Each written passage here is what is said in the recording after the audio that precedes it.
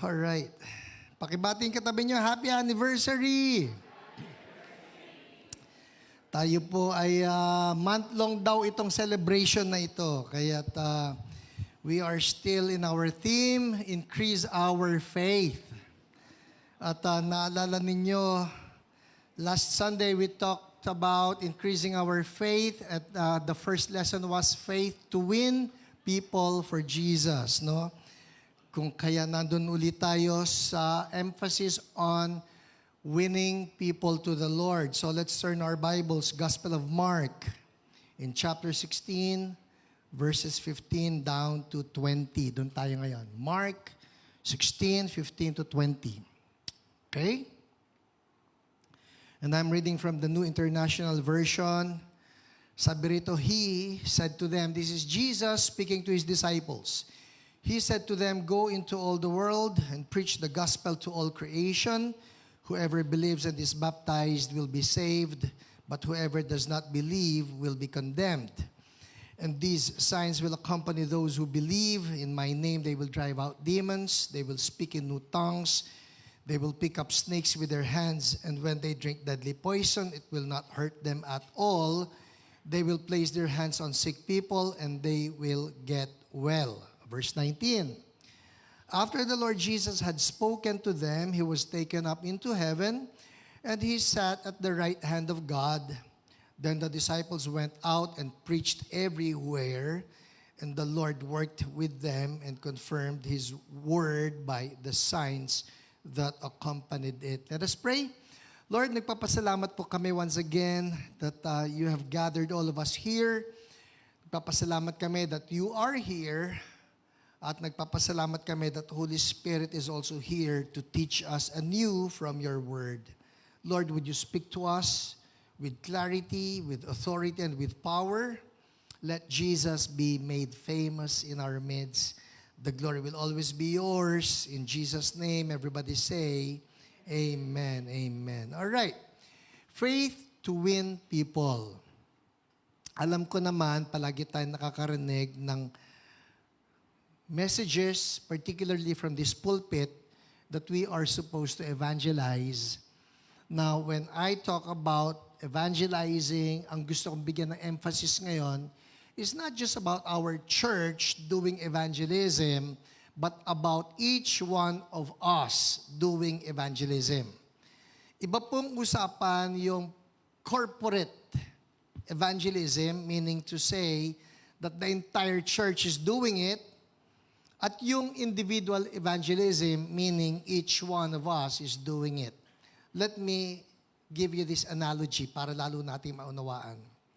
Sa Amerika po, meron yung mga tao who are saying that America should be more welcoming, America should be more generous, America should be allowing all of these migrants to come in. Pasok lang kayo, because we are a welcoming country. Pasok lang kayo, we're willing to feed you. Pasok lang kayo, we're willing to give you accommodation, etc., etc. Alright? So, sila yung nagtutulak ng migration for anyone and everyone. Ito ngayon, may napanood ako na isang lalaki na ang ginawa niya ngayon, pinuntahan niya yung mga tao who are advocates of this, na dapat papasukin lang lahat yan, i-welcome natin lahat yan, pakainin natin lahat yan, etc., etc. So ang ginawa niya, nagkatok siya sa pintuan ng mga tao who are pushing for this, tapos interview. Sabi niya, you really believe that we should be welcoming all of these people who are crossing the borders? Sabi ng babae, yes, of course. You really believe that we should be feeding them and housing them? Sabi ng babae, yes, of course. Alright, sabi niya, we found one house, nag-graduate siya ngayon, we found one house, bring them in, sabi niya ganon. Biglang may dumating na bus na punong-puno ng mga migrants. Alright? Sabi niya, alright, get inside this house, get inside this house. She's welcoming you. Sabi niya, wait, sabi ng babae, wait, what are you doing? You said you want to welcome them. You said you want to house them. You said you want to feed them. No. I don't mean it that way. But you said we should be welcoming them. Yes, but not that way. Not in my house. No. In short, nagtutulak siya ng isang bagay na, okay, gawin natin ito, but only when it concerns the nation doing it to these people. Pero yung ako, personally, hindi ko yan i-welcome. Okay. Nakita niyo yung kaibahan nito, that we can actually make a decision na, tama yan, okay yan, gawin natin yan corporately, as a church, pero yung as individuals, ay, handali, hindi ko yata yan gusto. Hindi ko yata yan gagawin. Parang ganito po. Ang church natin is really involved with evangelism at nabibless ako, lalo na sa ating Billion Soul Ministry, tinutulak itong mga pag-evangelize sa Quezon Circle, sa Good Food, mamaya meron uli. Yay! No? Nakakatuwa yon yung ating gibor. Alright? Talagang dapat may ganun eh. Nung Friday, June 12, nagpunta sila sa Quezon Circle, nag-share ng gospel. So it's all good. Sabihin natin, tama yan. We should be sharing the gospel. We should be reaching more people to Jesus. It's true, corporately. But the question is, as individuals, do we do it? Pwede sinasabi natin, ang CSB naniniwala dyan. Oo, nandun ako. But are you personally doing it? Yun ang emphasis dito ngayon ng ating message. Lord, increase my faith to win people for you. Let's reflect on this. When was the last time that we actually talked to someone to bring that person to Jesus? Himayin po natin ngayon itong passage na pinag-aralan natin and let's learn some more. Una, from verses 15 and 16, ang sabi ni Jesus, He said to them, Go into all the world and preach the gospel to all creation. This is the first lesson. I call it the challenge. What's the challenge? The challenge is for every disciple to go. Turn to the person next to you, sabihin mo sa kanya, go daw. Alright? Sabi namin nagsabi sa iyo, go ka rin. Alright? Ito He said to them, what's the challenge? Go into all the world and preach the gospel to all creation. Now, why do I call it a challenge? Take it in context. Ang kausap ni Jesus dito were the 11 disciples. 11 na lang, hindi na 12. Kasi nang Judas na yung isa. But he's talking to the 11. And imagine this. Jesus talking to the 11 and he tells the 11, I want you to go, saan? Into all the world and preach the gospel, not just to 500 people. I want you to preach the gospel to all creation. That's a challenge. Isipin na lang natin, when we think of evangelism in terms of lahat yan, kinakailangang abutin, oo lahat Because God is not willing that any should perish, but that all should come to repentance. Pastor, mukhang napaka-imposible. Exactly. That's why we call it a challenge. Pero ito po yan Walang inuutos si Lord na isang bagay na hindi magagawa. So it may look like a challenge, but believe you me, Bible actually says that during the time of the apostles, they were able to reach the then known world for Jesus. And that is without the benefit of modern communication and modern transportation. Back then, nagsimula sa 11, lumaki ng lumaki. On the day of Pentecost, preaching of Peter, how many were won? 3,000. Okay? How many were won? Sinabi ko na yung sagot. Yun, okay.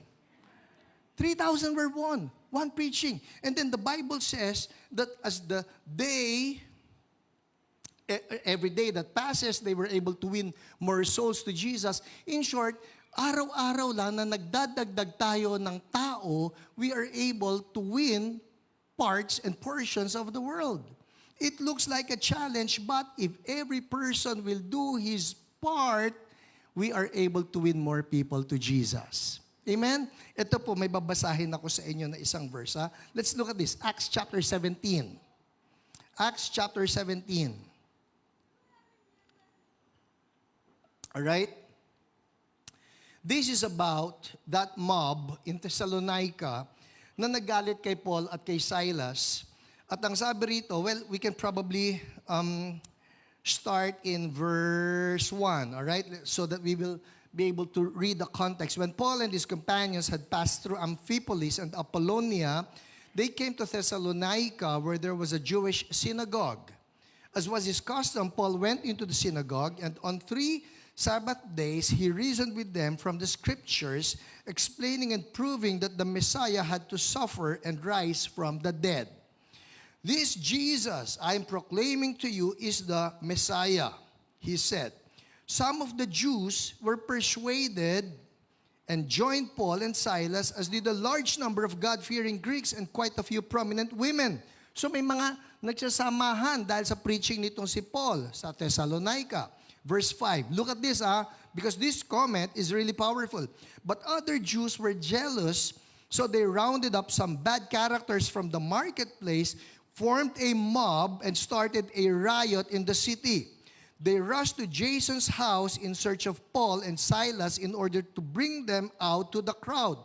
Verse 6. You have it right there? All right. But when they did not find them, they dragged Jason and some other believers before the city officials, shouting, everybody read, go. These men who have caused trouble all over the world have now come here. Ano sinabi nila? These men, referring to Paul and Silas. Sabi niya, itong mga taong ito, they have caused trouble where? Imagine that. They're causing trouble all over the world. Of course, we're not causing trouble. We're bringing the gospel. But the point that I want to make here is that Paul and Silas, along with the other disciples during that time, have actually brought the gospel to the whole world. Wala pang eroplano yon. Wala pa ito yung mga internet. Wala ito yung modern communications, modern transportation, and yet they were able to do it. What's the challenge before us? Ang dami pa po ng mga tao na kailangang makakilala kay Jesus. And each one of us, we need to do our part. Amen? Everybody say, kasali ako doon. Alright, I don't want you to be thinking of your pastor. I don't want you to be thinking of your Connect group leader. I don't want you to be thinking of somebody else. I want you to be thinking of yourself. Because everybody, each one of us, we have a part. Meron kayong mga kakilala na hindi ko kilala. Meron kayong mga nakakausap na hindi ko nakakausap. Meron kayong nakakasalubong na hindi ko nakakasalubong.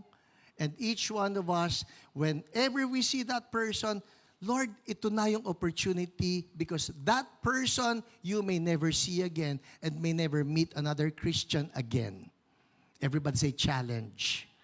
Sino rito may nakita ng tao? Taas kamay. Okay, at least nagkakasundo tayo. Ulitin natin. Sino rito may nakita ng tao? Lahat tayo eh. Ang tanong nung nakita natin yung tao, has the thought ever crossed your mind na ito kayang taong ito sure na pupunta sa langit? Ang akin po, okay lang na magka-doble-doble ang pag-share ng gospel eh. Okay lang yun magka-doble-doble. Ang mahirap ay kung maski minsan wala nag-share. Sana magka-doble-doble na. Sana dumating yung panahon na, ay meron na rin ako niyan, eto ilalabas pa sa'yo. So ikaw ba sure na? Ang importante nito is that we rise up to the challenge. What's the challenge? Go share the gospel to someone. Go preach the gospel to all creation. Pastor, kasi hindi naman ako bihasa eh. Hindi ako magaling eh. Hindi ako nag-seminaryo. Hindi ako nag-Bible school. Well, guess what? One of my favorite verses, Acts chapter 4, verse 13. Let's look at this. Acts 4:13. Gusto ko lumitaw and I want you to read this with me. All right? And it says here, when they, everyone go, when they saw the courage of Peter and John and realized that they were unschooled, ordinary men, They were astonished and they took note that these men had been with Jesus. Ano yung they na sinasabi, when they saw the courage, they here would be the Sanhedrin. Who's the Sanhedrin? That's like the Supreme Court of that day. So matatalino ito, magagaling ito, mga bihasa ito. We're talking here of the justices. We're talking here of the judges. These are educated, learned people. Hoy, matalino yan, nag-Harvard yan. Hoy, matalino yan, nag-Oxford yan. Hoy, matalino yan. Ano yan? Arinian. UP yan, o Lasal yan, they were unschooled. That's what they learned. Anong pinag-aralan yan? Anong pinag-aralan yan? Hindi, ano seminaryo ang pinuntahan? Sometimes, some of my pastors, I know that they're really good, I know that they're really anointed, and sometimes they come to me, Pastor, magsiseminaryo po ba kami? Ingat na ingat ako dyan. Magsiseminaryo po ba kami? Some of them would approach me, magsiseminaryo po ba kami? Sabi ko, alam ninyo, let me put it this way. I went to seminary. Of course, I had classmates from the seminary. And my opinion, I believe my objective opinion is that our pastors, CSB pastors, carry the presence of God, carry the anointing of the Lord, carry the wisdom coming from Holy Spirit. And I would say, sorry po, but better than others who have the knowledge but not have the fire. Kasi po pwede magkaroon ng ang dami kong alam, ang dami kong verses, ang dami kong napag-aralan. Basa. Ang dami mong alam pero wala kang apoy. And I've seen many who are just full of arguments. But the question would be, do they carry the passion and the fire coming from the Holy Spirit to reach more people for Jesus? When the Sanhedrin saw the courage of Peter and John and realized that they were unschooled, ordinary men, but that they had been with Jesus, that was what qualified them. They were astonished. They took note that these men had been with Jesus. What astonished the Sanhedrin? What astonished the educated men, itong Supreme Court? Bakit sila nagulat? Ba't sila na-surprise dito sa mga disciples na ito? Not the education. Because they were unschooled. They were uneducated. Not formally. They were ordinary. What astonished them was the fact that these men had been with Jesus. Tayo ngayon dito, ang importante lang naman, kilala mo si Jesus At lumalago ka kay Jesus. Sino rito, alam nyo, kilala nyo si Jesus? Huwag nyo akong takutin. Ulitin natin. Sino rito, alam nyo, kilala nyo si Jesus? You have a relationship with Jesus. He is your Lord and Savior. You're qualified. Tell the person next to you, you're qualified. Let's change the world altogether. Pagka may nakita kayo and this thought comes to you na hindi ka qualified, hindi ka pwede mag-share ng gospel, kulang ka pa sa verses. Hindi mo pa kaya yung basa. Hindi mo kaya yung sitas. You know what? You may have John 3:16 in your heart and that's enough for you to share the gospel. You may have Romans 6:23 in your heart and that's enough for you to share the gospel.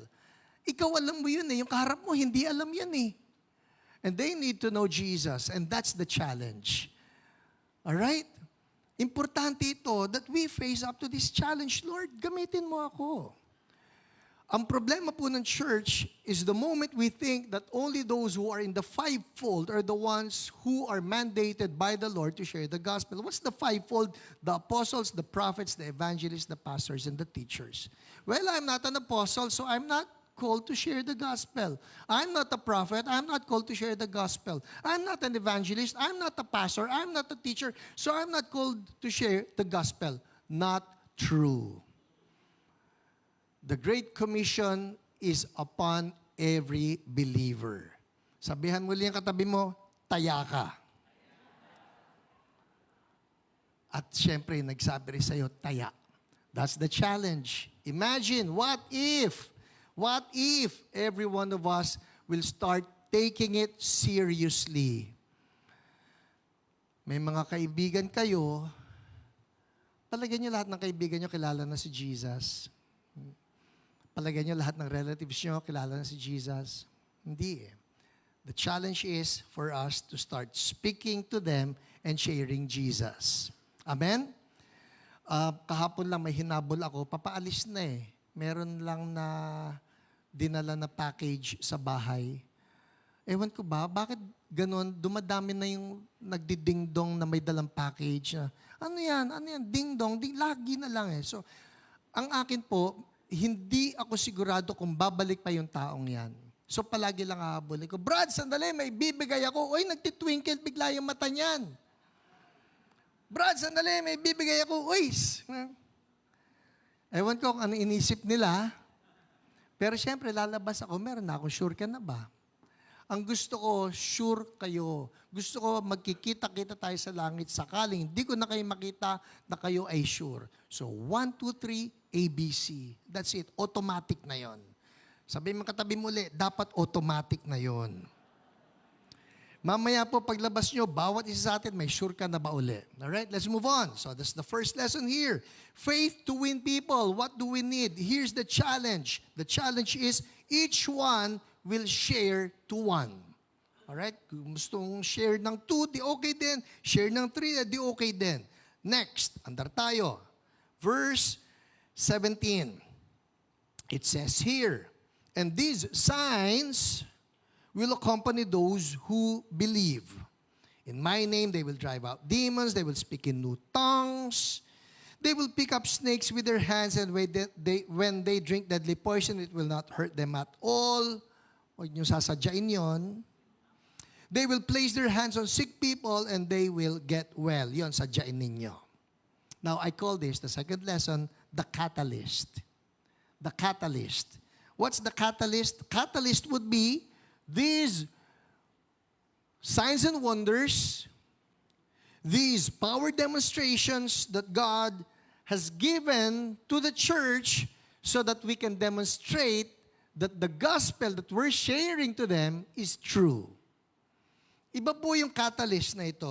Of course, by catalyst, I mean it's a trigger, it's a prompt, it's something that will stimulate them to think na mukhang totoo yung sinasabi nitong taong nagsishare sa akin. Ang masarap po kay Jesus, nung sinabi niya sa mga disciples, ganito ha, magsishare kayo tungkol sa akin. Yes, Lord, pag nag-share kayo, para yung mga taong ito ay ma-stir up, maniwala na totoo yung sinasabi nyo, I will give you signs. I will cause you to walk in wonders. And you read the book of Acts, makikita natin that these disciples actually moved in signs, moved in wonders, which was what prompted people to believe in what they were saying. Bakit? Kasi may nangyari. Take for an example, on the day of Pentecost, when Holy Spirit came down like tongues of fire, and when everybody starts speaking in tongues and everybody goes out the streets, yung lahat na nasa Jerusalem na hindi naman nila kakilala, hindi naman nila kasamahan, sabi, ano nangyayari dito? Bakit ganyan? Why are they speaking our language? Not only that, nung tumayo na si Peter at nag-preach, you remember what happened? 3,000 were saved. Bakit? May nakitang himala eh. Iba po ang nagagawa ng himala because it actually attracts the attention of people. That otherwise, they will not give to you. May isa pong nangyari sa akin nung one of the anniversaries of our church in Pampanga. So in-invite ako, Pastor, kayo anniversary speaker namin. Punta ako. Pagdating ko po yung sa church natin, sinabihan ako ng pastor natin, di ko pinapangalanan, okay? May iba-iba tayong churches sa Pampanga. Pero sabi ng pastor sa akin, Pastor, hindi po tayo sa loob ng church. Sabi ko, saan tayo? Doon po tayo sa basketball court. Oh, okay. Bakit? Para po abutin natin yung mga nandun sa basketball court. Okay, sige. So crusade pala ito. Opo, opo. O di sige. In short, nilipat yung venue. Hindi na sa loob ng church, doon sa basketball court. Eto na. Sunset nung magsimula. Okay? Wala naman silang provision ng ilaw. Wala rin naman sound system na ibubuga sa buong court. Pero, so sun was setting and then it was time for me to preach. By that time, it was total darkness. At wala man lang buwan na, alam mo yung sa ilalim ng buwan, wala. Alright? It was just total darkness. Sabi ko, magpipreach ako rito. Ito po yan at the time, hindi pa uso yung mga smart na phones na mayroon kang Bible na mabubuksan, wala akong tablet na ganito. Meron ako hard copy Bible. So sabi ko, magpipreach ako, hawak ko hard copy, total darkness. Paano kung babasahin ito sa sermon ko? So sabi, peram ng flashlight si pastor, peram ng flashlight si pastor. So binigyan ako ng flashlight. May naka-flashlight habang nagbabasa ako ng Bible. Tapos nagpipreach ako, eto na, total darkness, nasa basketball court, wala akong alam kung may tao bang nakikinig sa akin. Dahil wala akong nakikita eh. Ang alam ko po, nag-set up sila ng mga mono-black chairs. So may mga mono-black chairs na kulay puti. Ito ang alam ko. Sa dilim na yon, kita ko yung mga puting silya. Ano ibig sabihin nun? Ibig sabihin, walang nakaupo. Alright? Sabi ko, meron ba ako sinisermonan dito? So nagpipreach ako. I'm not even sure if I was preaching to anybody because there was no response, nothing. Yung mga church members natin do sa church na yon, nandito sa gilid-gilid, pero meron ba ako sinisermonan? Sumisigaw ako, sabi ko, what's going on? Ito, puro bakante yung mga silyang monoblock na nasa court. And then the Lord, I believe, Holy Spirit just prompted me, tigilan mo na yung sermon. Kasi alam niyo yung sermon ko, may 1, 2, 3. Okay? Tigilan mo na yung sermon. You're not following the outline anymore. I want you to start calling for healing. Heal the sick. Sabi ko, okay, Lord, sige. Magtatawag ako ng sakit. Sabi ko, sino rito may sakit? Lapit lang po sa harapan. Na hindi ko alam kung may taong nakikinig eh. Kasi ang dilim. Sino po rito may sakit? Lapit lang po sa harap. Walang lumalapit. Panginoon, walang lumalapit. Wala na mayatang tao eh. And then the Lord, I believe, prompted me, move in words of knowledge, start calling out sicknesses. Alright. Anong ginagawa ko? Ito po, this is how I move in words of knowledge concerning healing. I see body parts.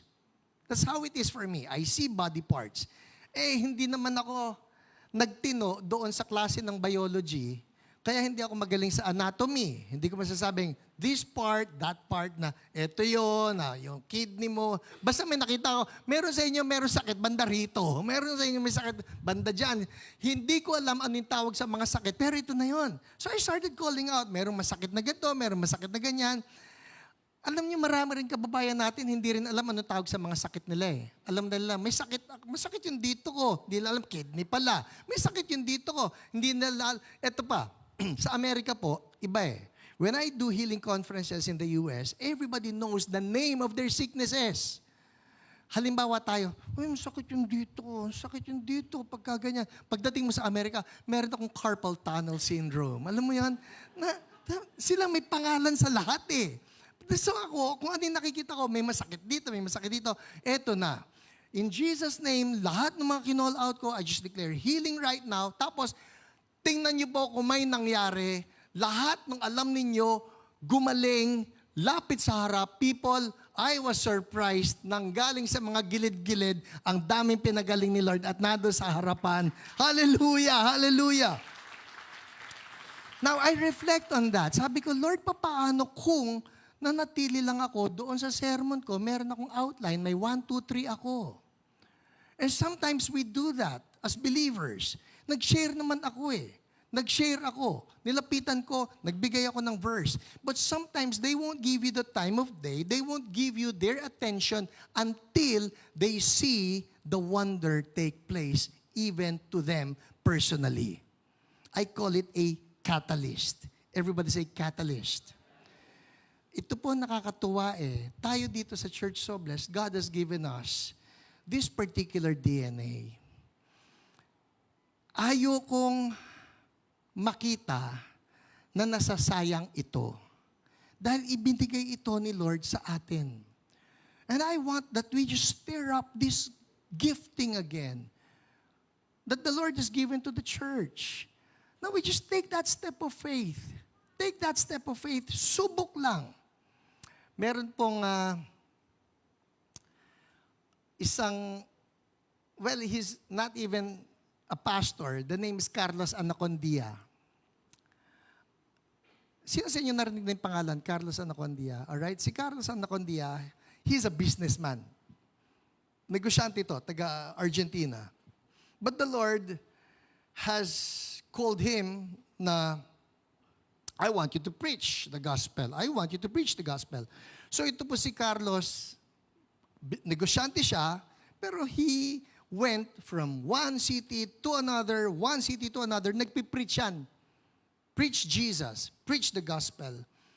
And before he does anything, before he preaches the gospel, ang gagawin muna niya, he will address all the demonic spirits in that town.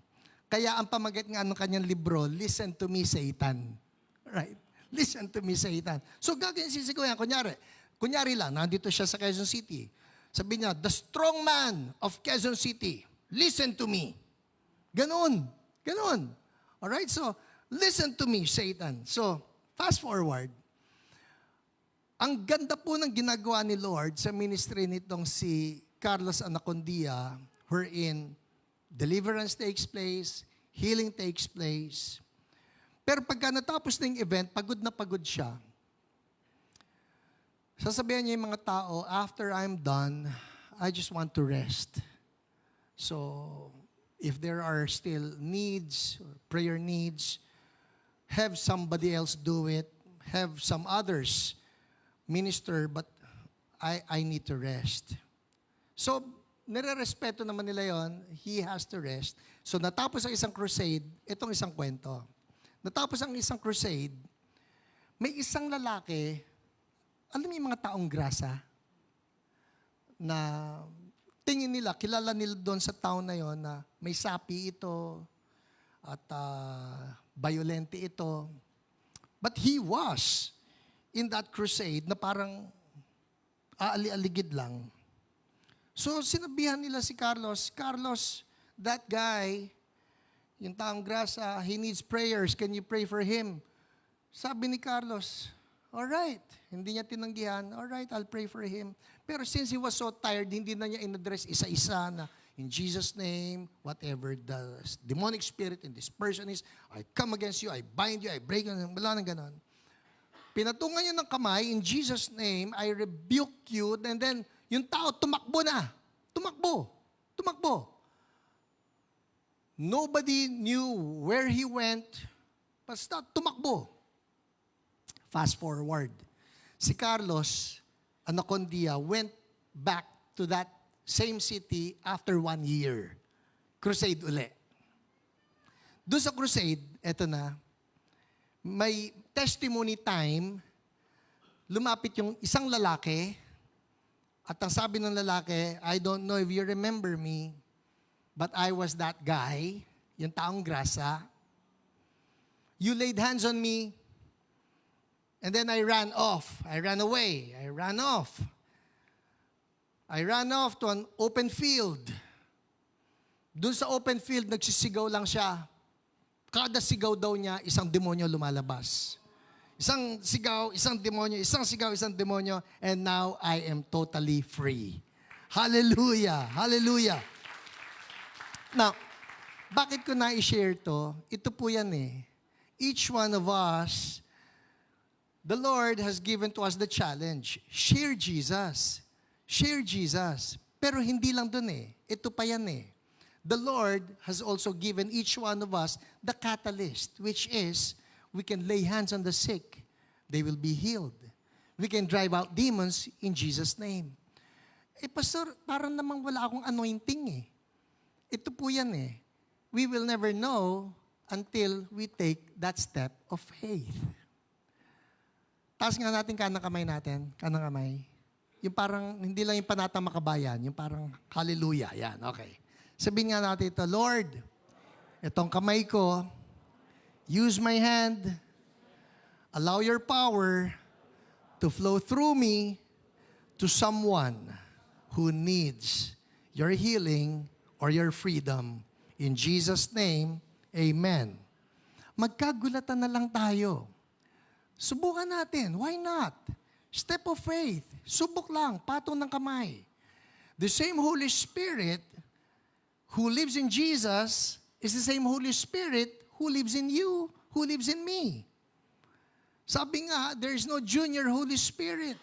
Huwag nating maliitin yung Holy Spirit na nasa atin. Ang importante, pakawalan natin siya. I'm reminded of that time, nandun po ako sa, well, I got this phone call. Dun muna tayo. I got this phone call from OMF Literature. Tawag sila sa akin. Sabi, Pastor Hiram, yung book ninyo, yung Hula Multo, Faith Healing at iba pa, sabi niya, it's out. Pwede nang bilhin. Available na. Sabi ko, saan? Sa lahat po ng major bookstores. So excited na excited ako. Sabi ko, National Bookstore, meron po.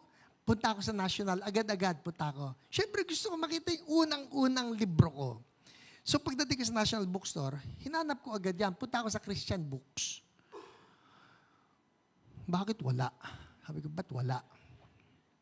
Later on ito hindi bahagi ng storya. Later on, nakita ko, hindi pala nilagay sa Christian Books.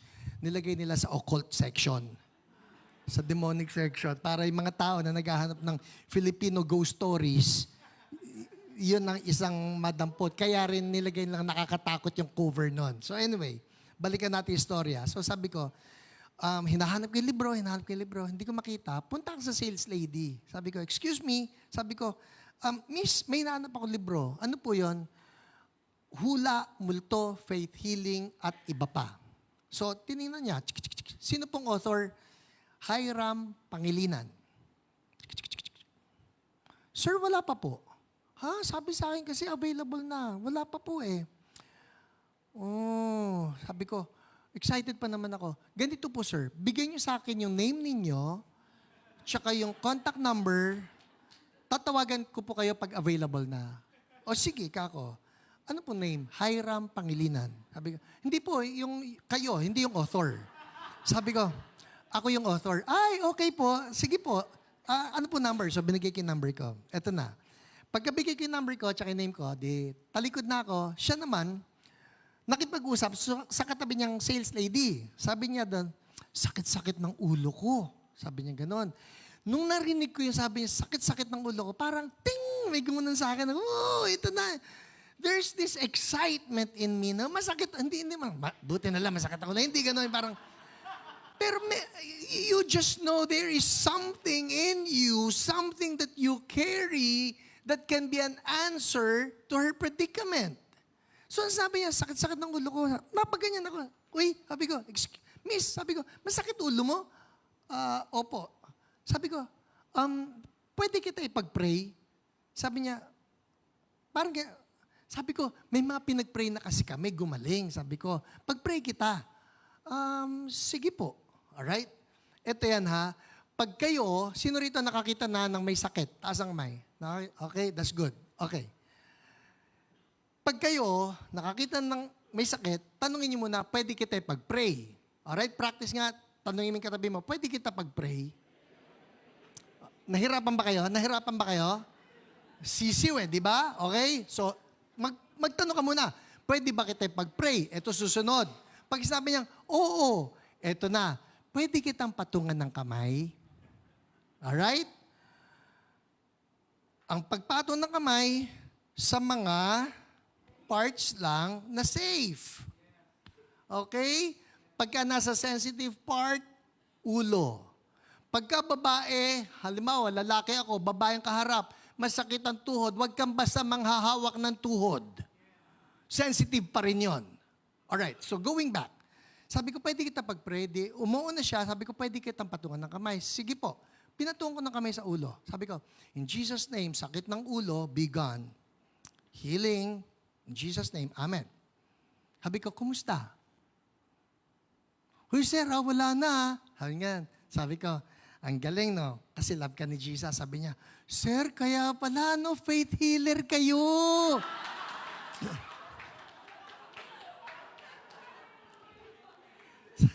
Sabi ko, hindi. Yung libro niyo po, hindi. Sabi ko, yung libro na yan, expose yan, laban dun sa mga occult na practices, kasama yung faith healing. Hindi ako faith healer. Although sa totoo lang, dapat Christians ang tunay na faith healing ninakaw nila. So nandun tayo sa divine healing na bigay ni Jesus. Anyway, nung nangyari yon, ang dali-dali, sinabi ko sa kanya, alam mo, love ka ni Jesus. And of course, she cannot refuse that.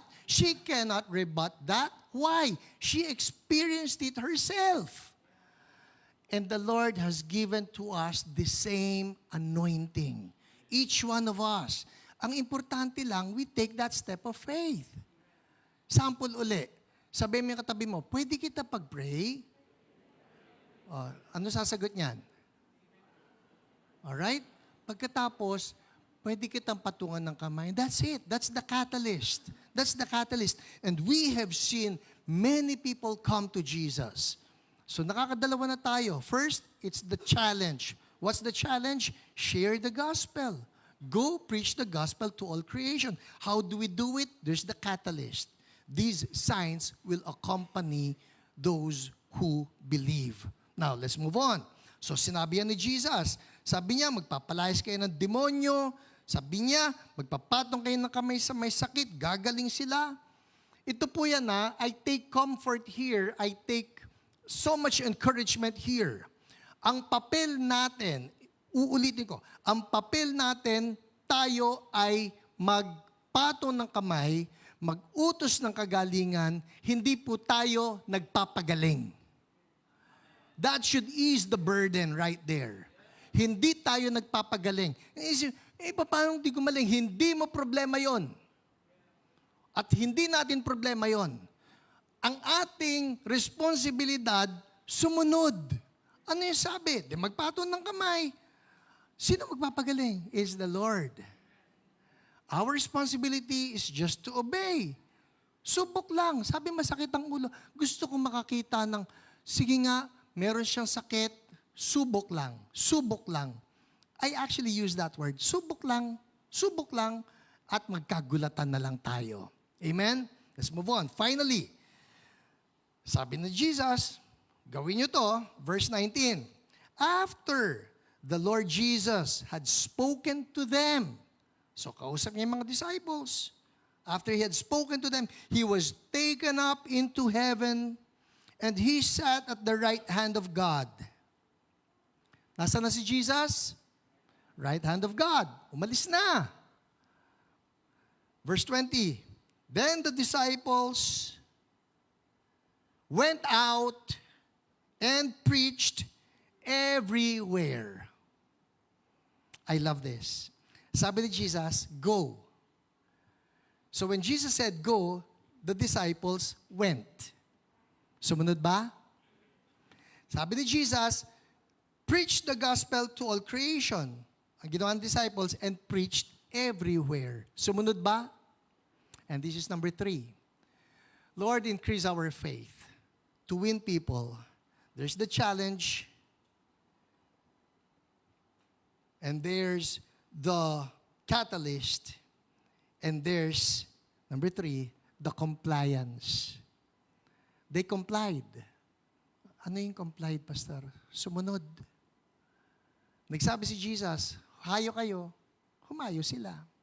Nagsabi si Jesus, magpagaling kayo ng may sakit, magpalayas kayo ng demonyo, sumunod sila. We want to be found by the Lord as a church that's faithful to the Great Commission. Everybody say, commission. Hindi po ito yung asan, yung aking. Commission yun. Commission is the Great Commission. The Great Commission, it means a command to act in a prescribed manner or to perform prescribed acts. A synonym would be it's a charge. Gawin mo ito. Hindi naman nagsabi si Lord na kung gusto nyo lang, mag-share, edi mag-share. Kung hindi, di okay lang naman.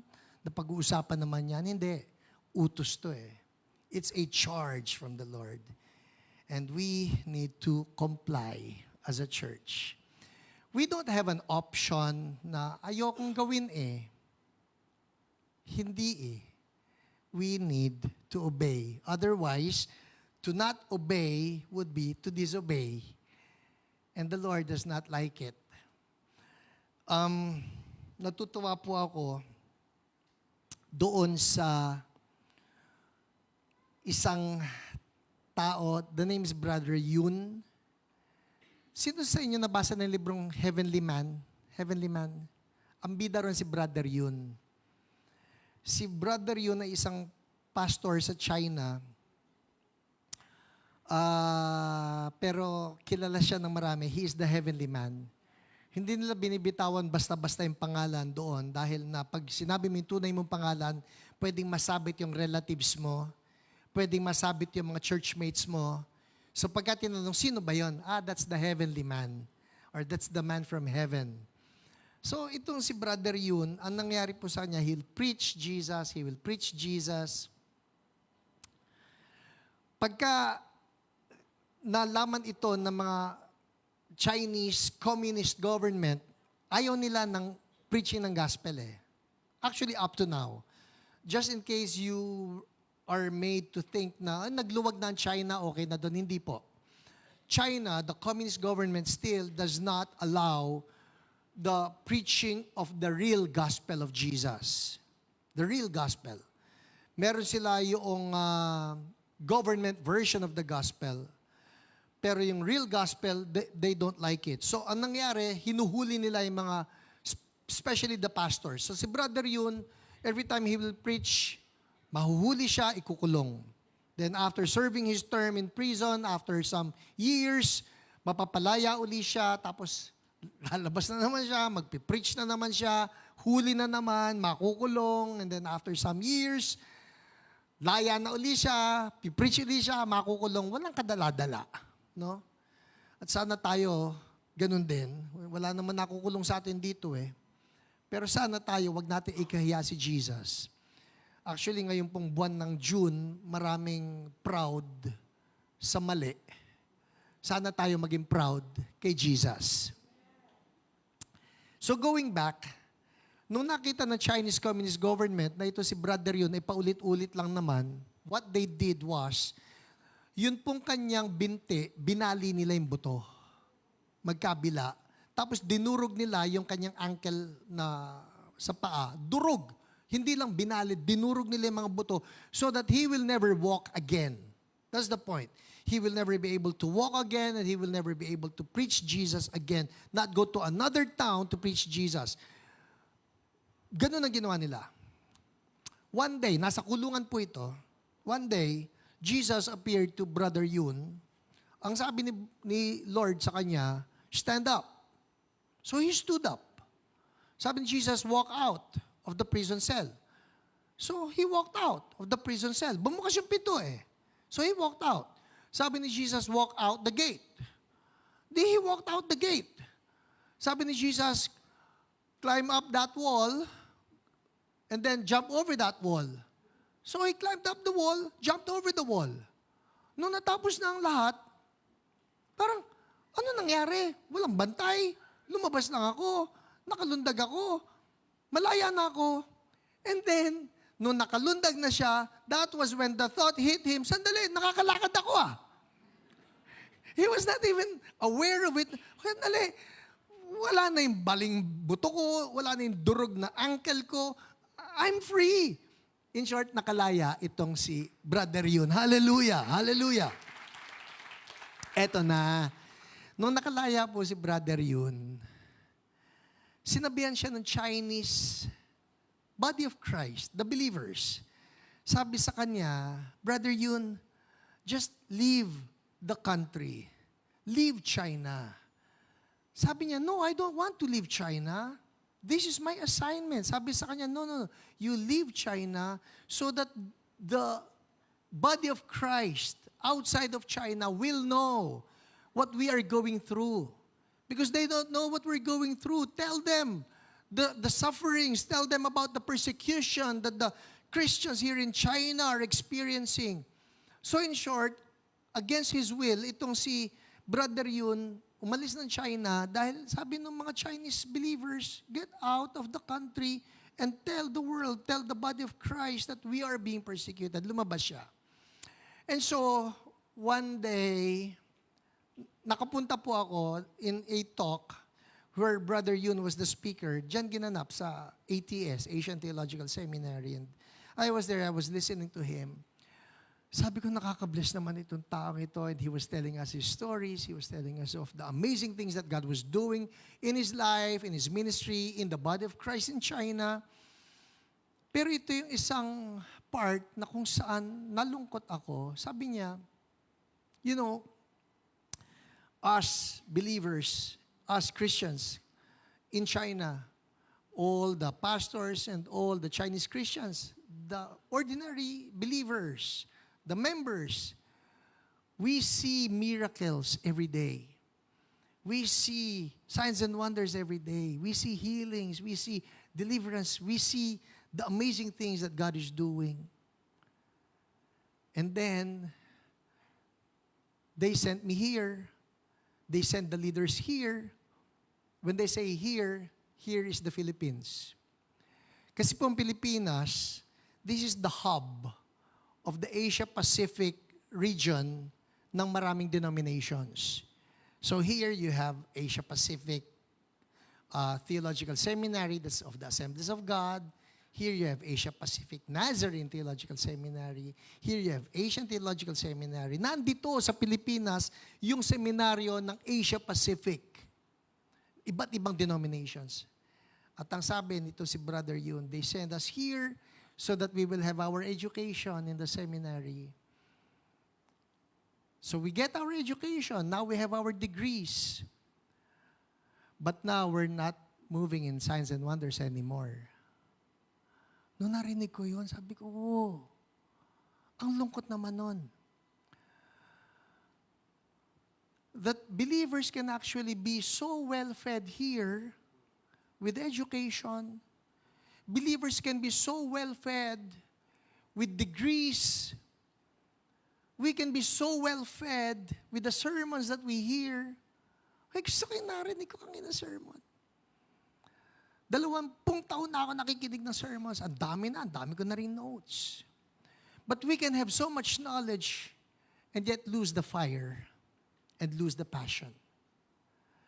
Sabi ko, nakakinig ako kay Brother Yun, sabi ko, mas gugustuhin ko na hindi puno dito, pero umaapaw dito.